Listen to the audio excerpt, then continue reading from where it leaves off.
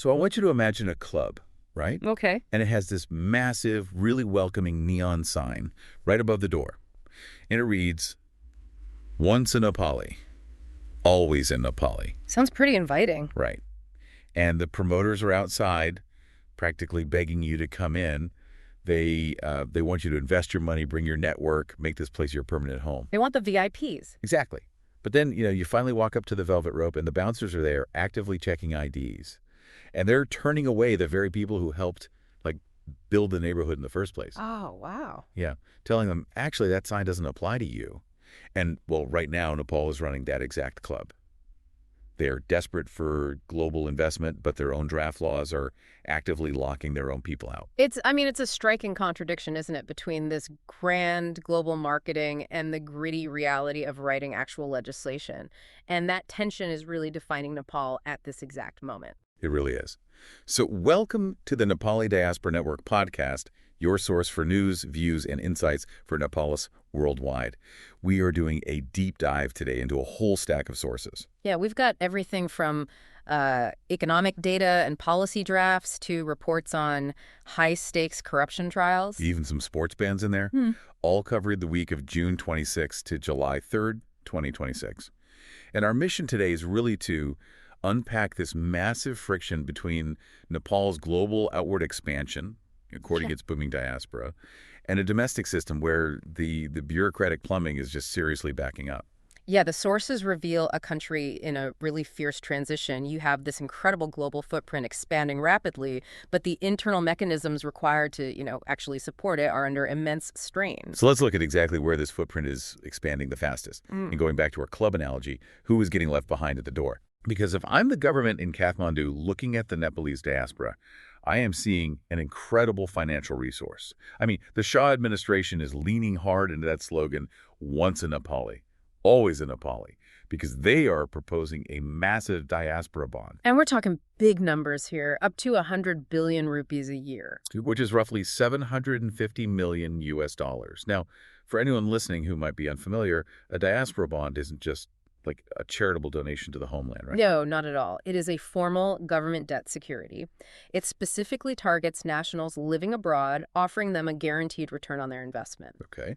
So in exchange, the government gets this massive injection of capital to fund large-scale domestic projects. We're talking hydroelectric dams, highways, that sort of thing. It allows the state to borrow money from its own people rather than relying entirely on foreign institutions. So it's a win-win on paper, I guess. You get a return on your cash, and your home country gets to build crucial infrastructure. And to sweeten the deal, the government is, dangling property rights, voting rights, and recognizing non-resident Nepalese, or NRNs, as a special class of investor. But this brings us right back to the bouncer at the door. Yes, the fine print. Exactly. The fine print of the amended Non-Resident Nepali Act, which is currently circulating just as a draft, quietly excludes roughly 140,000 Nepali Bhutanese. Which is wild. Just to clarify, these are ethnic Nepalese who were expelled from Bhutan decades ago, right? Right. And they have since resettled in places like the U.S., Canada, Australia, and they have maintained incredibly deep cultural roots. But because of, bureaucratic gatekeeping based on a historical citizenship legacy rather than their actual cultural identity, this draft law leaves them completely outside the boundary of that warm slogan. It's an incredibly risky move. I mean, if you are asking people to trust you with 100 billion rupees a year, arbitrarily changing the definition of who counts based on a legal technicality, it just seems like a terrible way to build confidence. And the Nepal Policy Institute, which is a think tank run largely by diaspora professionals, is pointing out this exact hypocrisy. They are basically urging the government to use this as a chance to define a broad, inclusive relationship with the estimated 3 million Nepalese living abroad. Because the underlying issue here is that the government is trying to apply very outdated definitions to a rapidly evolving global community. Right, the old model. Yeah, the traditional model was, temporary workers going to the Gulf or Malaysia, sending monthly remittances home, and eventually returning. But our sources single out Australia as the prime example of how entirely obsolete that model has become. The numbers there are just staggering. They really are. A recent study backed by Australia's Foreign Ministry found that the Nepalese-born population in Australia jumped from just over 122,000 in 2021 to over 213,000 by mid-2025. It nearly doubled in just 4 years. And we are seeing a massive qualitative shift alongside that growth, right? It's not just more people. Exactly. 61% of those individuals arrived for higher education. Wow. Yeah. Close to half are earning between 65,000 and 120,000 Australian dollars a year, and crucially, about 35% are making formal investments. So this means Kathmandu's domestic policy is incredibly vulnerable to how this specific group behaves. Like, if I'm a policymaker, I'm realizing my old strategies of just taxing temporary laborers are completely obsolete. Right. This is a young, highly credentialed, wealthy community. They are building permanent networks. They aren't just sending a portion of a paycheck home to keep the lights on anymore. If they don't feel included legally, they simply won't invest financially. Which brings us to the domestic side of the equation. The plumbing. Right, the plumbing. If you manage to convince that wealthy diaspora in Sydney or Melbourne to send their capital back home, that money has to flow through Nepal's domestic systems.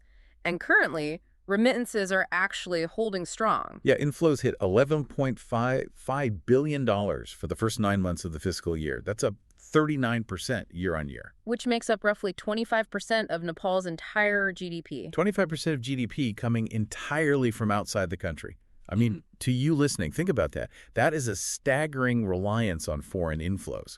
But when those inflows hit the system, they face serious friction. Yeah, they do. We're seeing in the sources that the Asian Development Bank, the ADB, just approved a $50 million loan to modernize customs and logistics. So they want to fund, like, digital systems and risk-based inspections. What does that actually mean on the ground?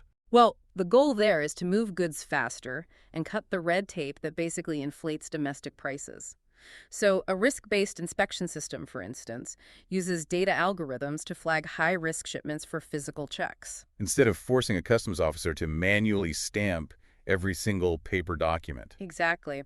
Manual paper systems are notoriously slow and, frankly, highly prone to bribery. I have to wonder, though, does a $50 million loan actually stop the leakage? I mean, replacing a corrupt paper system with a digitized bureaucracy doesn't necessarily fix the culture of procurement. It just, puts the bottleneck on a server instead of a desk. And that skepticism is entirely justified by the sources, especially when we look at the ongoing e-passport scandal. It is a perfect illustration of how digital systems are still incredibly vulnerable to human manipulation. Oh, this case is huge. There's a 10.13 billion rupee graft case currently playing out over raid e-passport procurement. 18 people are facing charges. That includes the former Director General of the Passport Department and executives from foreign firms. And the mechanism behind this kind of rigging is fascinating in a very dark way. It usually involves manipulating the highly technical specifications of a government tender. Right, so that only one pre-selected foreign firm can possibly win the bid. You lock out the competition before the bidding even starts, which inflates the cost massively. And while the politicians and executives fight this out in court, the actual physical stock of passport booklets in the country critically dropped below 47,000. Which is terrifying. I mean, think about how stressful it is to renew your passport when you have a flight in 2 months. Now imagine your country physically only has 47,000 booklets left in existence. And the people in charge of buying more are on trial for a 10 billion rupee fraud. It's awful for a citizen just relying on that document to work or study abroad. And this is exactly why the ADB loan and the passport graft case are inseparable. Fixing the basic plumbing of public procurement is the absolute prerequisite for everything else. Right, because you cannot ask a wealthy, educated diaspora to trust a 100 billion rupee bond if the state cannot procure basic travel documents without a major corruption scandal. Investors just simply won't trust the system. So the systemic failures are glaring, which naturally leads to the intense political friction we are seeing in Kathmandu right now. You can't fix the economic plumbing without holding the plumbers accountable. But the accountability phase is proving to be incredibly messy. The biggest test of Nepal's anti-corruption drive just played out in the Supreme Court regarding Bishnu Prasad Paudel. He is the vice chair of the main opposition party, the CPN-UML, and an 8-time former finance minister. Right, and he was arrested in late June in a money laundering probe linked to a controversial businessman, Deepak Bhatta. His wife actually filed a habeas corpus petition, basically demanding the court justify his detention and release him if the arrest was unlawful. But a joint bench of the Supreme Court dismissed it, keeping him in judicial custody. And look, I want to pause here and speak directly to you listening. We are entirely neutral on this. We are just impartially reporting what the sources are laying out. Absolutely, because depending on who you ask in Kathmandu right now, this arrest is either a triumph of the rule of law or a total political witch hunt. Exactly. KP Sharma Oli, the UML chair, has publicly called the arrest illegal and strictly politically motivated. But on the flip side, the government insists this is simply the law finally reaching the untouchable elite and that it's a necessary institutional reform. The sources show a country entirely split down the middle on this. They really do. And to try and solidify their stance that this is institutional reform and not just retaliation, the cabinet is discussing the creation of a new dedicated agency. Specifically for financial crimes and money laundering, they want to institutionalize the crackdown, making it a permanent fixture rather than a passing political phase. But the immediate fallout is that day-to-day governance is frozen. Parliament is jammed. And the person trying to play fixer to unjam it is Rabi Lamachane, the chair of the Rashtriya Swatantra Party. Right. He's holding all party meetings, consulting with the prime minister, just trying to get the legislative gears turning again. But the irony here is incredibly thick. It is. Just days earlier, at his party's convention, Lamachane proposed a total redesign of the entire political system. Yeah, he proposed shifting to a directly elected executive and a fully proportional electoral model. Which is a massive proposed shift. A proportional model means a party's seats in parliament perfectly match their percentage of the national vote. Which often leads to highly fragmented parliaments. And moving from a parliamentary system where power relies on fragile coalitions that shift daily to a direct executive where one person has a clear mandate, that would fundamentally alter how power is wielded in Nepal. He essentially wants to throw the current machine into the scrapyard. Yet he has to rely on that exact same broken machine to pass any of his immediate reforms. It creates this profound cognitive dissonance at the highest levels of government. Because Nepal is experiencing a collision of forces. You've got anti-corruption drives hitting elites, reformers relying on old-school political machines, and amidst all this instability, historical movements are resurfacing. Right, like the push for a Hindu state and the monarchy. Our sources detail a campaign launching in Madhyash province led by figures like the Walsham Sharana and Durga Prasad. When the current system struggles to deliver basic governance, it creates a vacuum. And older ideologies inevitably return to the surface as alternative solutions. But there is a massive disconnect between politicians debating, proportional representation in Kathmandu and the everyday citizens just trying to navigate the fallout of these systemic failures. The ground reality is where you see the gap between policy and execution most clearly. Let's look at how this is actually hitting the kitchen table. Because the Petrol paradox from July 1st is a perfect case study. It really is. So the Nepal Oil Corporation, the NOC, announces what should be a massive win for the public. They cut petrol prices by 20 rupees a liter and diesel and kerosene by 30 rupees. On paper, this is tremendous relief for households battling inflation. But within hours of the announcement, private pumps across the Kathmandu Valley simply hung up. No petrol signs. It's like winning a massive discount coupon for your favorite store, only to arrive and find they've boarded up the windows so you can't use it. The mechanism behind this artificial shortage is purely financial. Private operators had already purchased fuel from the NOC at the older, higher price. So selling it at the new, mandated lower price meant they would have to eat the loss out of their own pockets. So they simply refused to sell. Leaving only stations run by the army and police open, which resulted in massive, just incredibly frustrated queues. It perfectly illustrates the danger of state-controlled pricing monopolies rubbing up against private retailers. The NOC eventually had to send out monitoring teams and push fresh supplies from a depot to break the deadlock. But fuel isn't the only pressure point on the ground right now. There is a much quieter, slower-moving crisis that is absolutely devastating the agricultural sector. Yes, the bird flu outbreak. It has been sweeping through farms since mid-March, and the scale is just staggering. Over 596,000 poultry culled, 1 million eggs destroyed. They even had to close the central zoo in Jowalakal as a precaution. Yeah. And for a farmer, having your flock culled means your entire livelihood is emptied out overnight. And for the consumer, it means an immediate spike in the price of basic staples. This is exactly the kind of grassroots devastation that all those billions in remittances we talked about are meant to buffer against. Add to that the infrastructural hurdles. Monsoon season has forced authorities to ban night travel on the Hetuda-Kathmandu-Kanti highway. Right, because of extreme risks of landslides and flash floods, right? Exactly. I saw there's a 2 billion rupee allocation from the government to finally complete stalled roads across 39 districts. But that comes back to the plumbing. Announcing a budget is the easy part. Executing the road work without the funds just disappearing into the bureaucratic void gets the actual challenge. Right. And this constant friction between institutional failure and public resilience, it bleeds directly into national pride too, specifically in sports and culture. The suspension of the All Nepal Football Association, or ANFA, by FIFA is a prime example of this. This one really hurts. So FIFA suspended ANFA over third-party interference by the National Sports Council.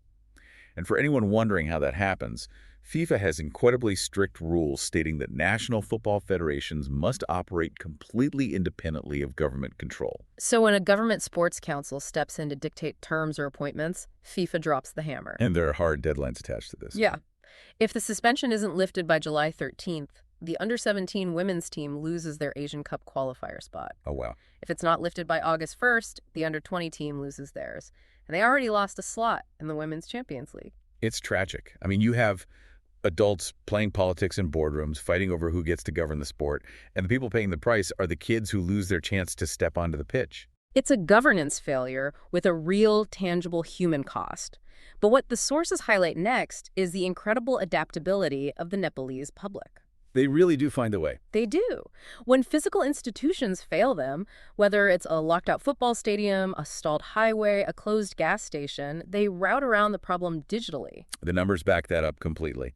Nepal now has 16.6 million internet users and 32.4 million mobile connections. That is a staggering level of digital penetration. We are seeing fans bypass physical infrastructure entirely. They are streaming major T20 cricket tournaments via local Nepali language broadcasts on their mobile phones. Instead of relying on a physical stadium, they are building a digital stadium. And, speaking of routing around problems and connecting digitally, this is a great time to mention a fantastic resource for the community. Oh, definitely. If you are part of the Nepalese diaspora in the UK, you should definitely check out balayat.uk. It's a classifieds platform built specifically for the community. So whether you're looking for jobs, housing, local events, or just wanting to support Nepalese businesses. It's a great example of the diaspora building its own digital infrastructure to support each other. Exactly. And that digital resilience is exactly what keeps the global and local community united, bypassing the bureaucratic hurdles that plague physical institutions back in Kathmandu. It really ties everything we've discussed today together perfectly. Mm-hmm. I mean, we started with a wealthy, rapidly expanding diaspora and the messy, exclusionary fine print of the NRN Act. We looked at how billions in remittances rely on bureaucratic plumbing that is struggling to print basic passports without a corruption scandal. We navigated the political gridlock of high-stakes arrests and reformers wrestling with broken machines, and ended up on the ground, where citizens are navigating fuel shortages and sports bans by building their own digital resilience. So as you look at this transitional phase, the real question becomes, are the gridlock and the arrests simply the painful but necessary growing pains of anti-corruption reform? Is this temporary chaos the price of finally cleaning up the plumbing for the future? And that raises a fascinating final thread. Think back to that massive student population building Permanent lives in Australia. Right. As this diaspora matures, what happens to the cultural identity of the next generation? That is a phenomenal point, because you are going to have a youth demographic born entirely outside the physical, bureaucratic struggles of Kathmandu. Right. They won't experience the artificial petrol shortages or the stalled monsoon roads. Yet they will remain digitally tethered to their culture through screens, streaming T20 cricket in Nepali, participating in that digital stadium. So if the physical connection to the state's bureaucracy is severed, but the digital and cultural connection remains strong, how will Nepal define a Nepalese citizen 20 years from now? If the government is already struggling with the bouncers at the door right now, trying to figure out who gets past the velvet rope under the sign that says, once a Nepali, always a Nepali, how on earth are they going to manage the guest list in 20 years when the entire club has gone digital? Yeah, that's the big question. Something for you to mull over as you go about your day. Check out nepalidiaspora.net for the full newsletter, the latest updates, and even more diaspora resources. Thank you for joining us on this deep dive, and we'll catch you next time.